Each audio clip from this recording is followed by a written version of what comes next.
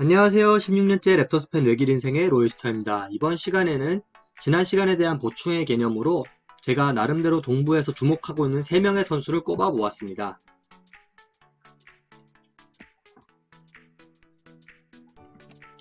첫 번째로 제가 소개해드릴 선수는 제가 응원하는 랩터스의 선수 오지 아누노비입니다.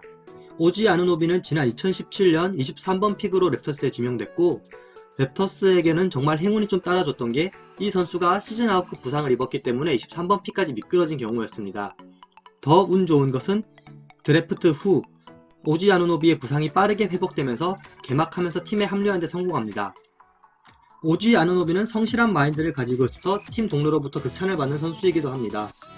부상과 부친상을 입는 등 여러가지로 다사다난했던 2년차 시즌에는 카와이 레너드를 보면서 본인은 직접 뛸 수 없었지만 눈으로 많은 것을 배웠다고 인터뷰를 했고, 어떤 날에는 밤에 닉널스 감독에게 전화를 해서 감독님, 제가 4쿼터에 뛸 수 있으려면 무엇을 해야 되나요?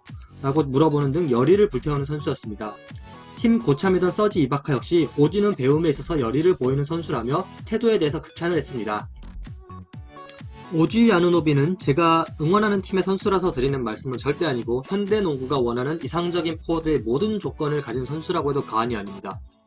첫 번째로 키에 비해 굉장히 뛰어난 윙스팬을 갖췄고 수비력 또한 좋습니다. 39%라는 3점슛 성공률을 생각하면 캐치앤슈터로서의 포텐셜도 분명히 있습니다. 또한 빠른 스피드와 뛰어난 덩크 등은 그의 재능을 더욱더 돋보이게 합니다. 현 시점 오지 아누노비와 비슷한 선수는 트레버 아리자와 해리슨 반즈를 꼽을 수 있습니다. 만약 이 오지 아누노비의 포텐셜이 터질 경우 저는 폴 조지급에 준하는 올스타 선수가 될 수 있다고 생각합니다. 그러면 이번에는 스탯으로 오지 아누노비의 성장을 지켜보겠습니다.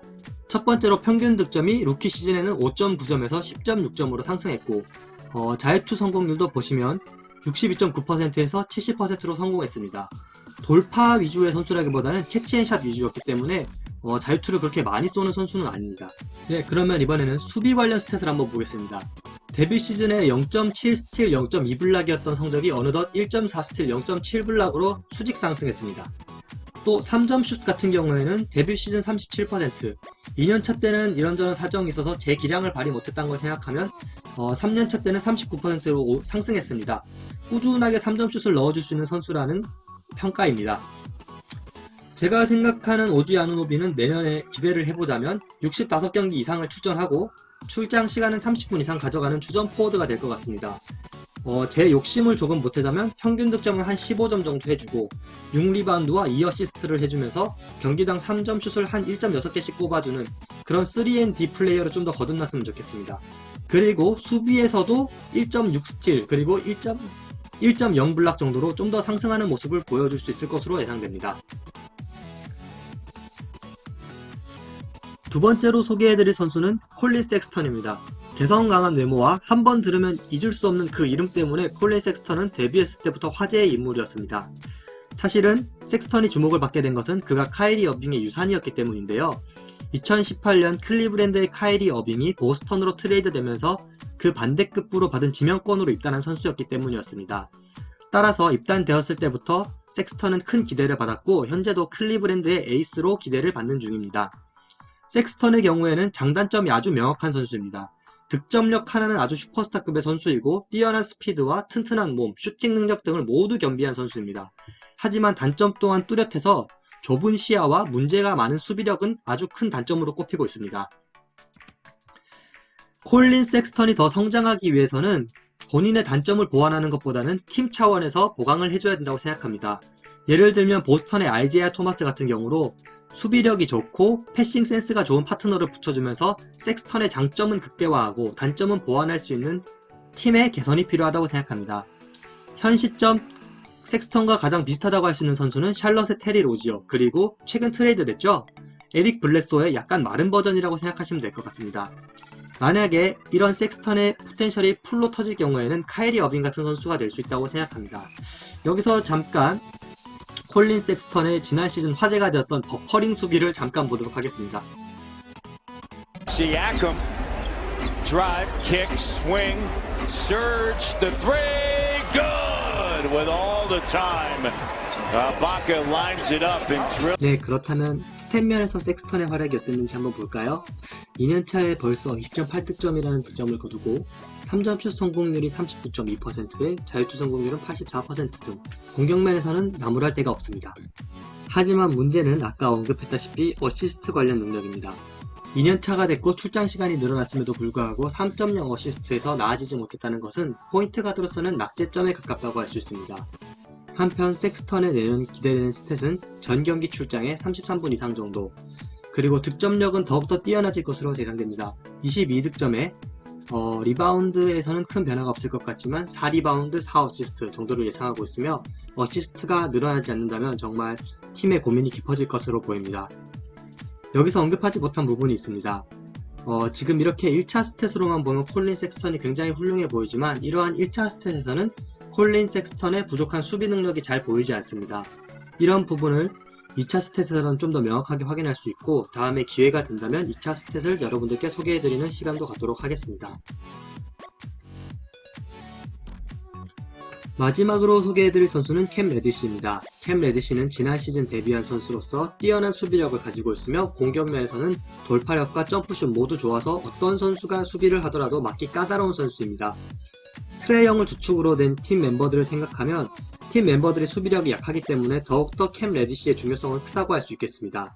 하지만 캠 레디시는 이렇게 뛰어난 자질에도 불구하고 대부분의 사람들이 모르는 선수입니다. 왜냐하면 애틀랜타 혹스가 기본적으로 비인기 팀에 꼽히는 데다가 팀 내 최고 인기 스타는 트레이 영입니다. 두 번째 스타를 꼽는다고 해도 존 콜린스가 되겠죠. 따라서 캠 레디시 입장에서는 듀크대에서 자이온 윌리엄슨과 함께하며 유명했던 그 시절을 떠올린다면 억울할 수도 있겠습니다. 하지만 캠 레디시는 정말 잠재력 하나만은 우수한 선수입니다. 지난 시즌이 끝나고 무려 스테판 커리와 함께 훈련을 했고 스테판 커리는 훈련이 끝나고 나서 캠 레디시가 올스타가 될 자질이 있다면서 극찬을 했습니다. 또한 여러 전문가들은 이런 캠 레디시를 폴 조지급으로 성장할 가능성이 있는 선수라고도 평가하고 있습니다. 현 시점에서 캠 레디시와 비슷한 선수는 트레버 아리자, 그리고 사이즈가 좋고 전방위에서 슈팅이 능한 루디 게이를 꼽을 수가 있겠고 캠 레디시가 포텐셜이 만개한다면 폴 조지 같은 올스타급 선수로 성장할 수 있을 것이라고 생각됩니다. 캠 레디시 같은 경우에는 지난 시즌 데뷔한 선수였기 때문에 따로 월별 스탯을 준비해봤습니다. 월별 스탯을 보면 캠 레디시의 발전이 더욱더 도드라지는데요. 10월달에 20.9%라는 저조한 야투율에서 지난 3월에는 55.1%까지 매달 성장한 것을 알 수 있습니다. 3점슛도 마찬가지입니다. 5.6%라는 극악의 3점슛 슈팅률에서 47.6%까지 끌어올렸고 따라서 평균 득점도 5.2점에서 17.5점까지 올라왔습니다. 완전 다른 사람 수준으로 바뀐 것 같은데요. 제가 보기에는 캠 레디시 선수가 이렇게 개막한 지 얼마 안 됐을 때는 적응 문제로 부족한 슈팅난에 시달리다가 이제 본 궤도를 찾았다고 할 수도 있을 것 같습니다. 따라서 내년 시즌에 캠 레디시는 더욱더 성장할 것으로 보이고 다만 팀의 공격에 능한 선수들이 많기 때문에 캠 레디시가 공격적인 스탯면에서는 크게 발전하지 못할 수도 있습니다. 네, 마지막으로 조금 재밌는 소식으로 이번 주의 자료를 마무리하도록 하겠습니다. 네, 제가 최근에 한 NBA 뉴스 기사를 읽었는데 여기 보시면 알겠지만 크리스 부처라고 하더라고요. 부처가 아니라 부쉐이입니다. 참고로 부쉐이 선수는 캐나다 퀘벡주 출신이기 때문에 불어식으로 이름을 읽어서 크리스 부쉐이라고 했습니다.